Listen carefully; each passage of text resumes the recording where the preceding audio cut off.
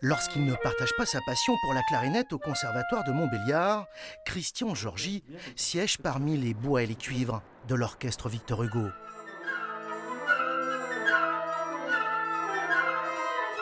Et une question se pose, les musiciens qui ont de l'expérience comme lui, pourraient-ils s'autogérer et s'affranchir de cette baguette qui les dirige? Alors c'est possible.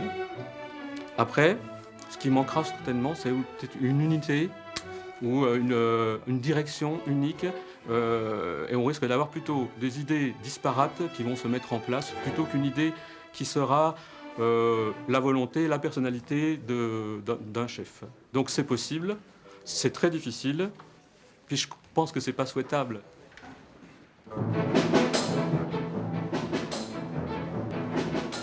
Le chef d'orchestre ne se contente pas de guider ses troupes avec la partition. Il propose à chaque fois sa propre vision de l'œuvre.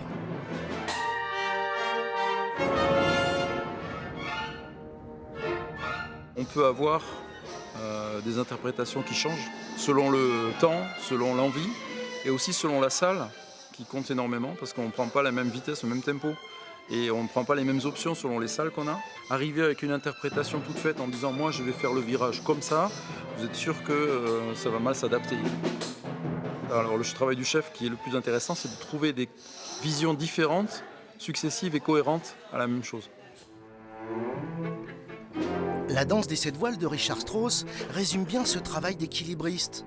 Une œuvre intense où l'orchestre doit en une fraction de seconde céder la place par exemple au hautbois.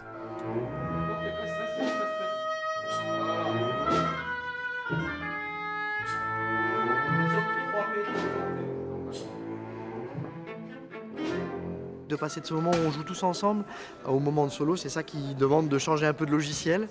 Mais bon, je dois avouer que c'est deux rôles que j'apprécie autant que l'un que l'autre, parce qu'il y a le rôle collectif, de se sentir bien dans le groupe et de faire en sorte de moyenner, d'avoir la meilleure cohésion possible. Et puis le plaisir du solo, qui est qu'on a un petit moment où on peut faire briller l'instrument et avoir un dialogue plus personnel. Le concert a lieu dans 48 heures. Et au sein de l'orchestre, il y en a une pour qui ce sera le baptême du feu. Juliette, qui n'a que 19 ans. J'ai pas l'habitude de jouer avec des pros comme ça, mais c'est vraiment génial. Ça joue vraiment très bien de partout. Et en 2 répétitions, j'ai l'impression qu'on a déjà un super niveau. Oui, je pose plein de questions et ça m'aide aussi. J'apprends plein de choses parce qu'il y a des réflexes d'orchestre que j'ai pas encore. Donc c'est super intéressant d'être vraiment immergée dedans. En fait. Une jeune musicienne qui partagera même la scène avec une grande violoniste française, Geneviève Laurenceau. Car si le chef a programmé du Richard Strauss, il veut aussi proposer au public un concerto pour violon, composé par ce pianiste turc au jeu assez démentiel. Fazil Say, l'un des musiciens les plus incroyables de notre époque.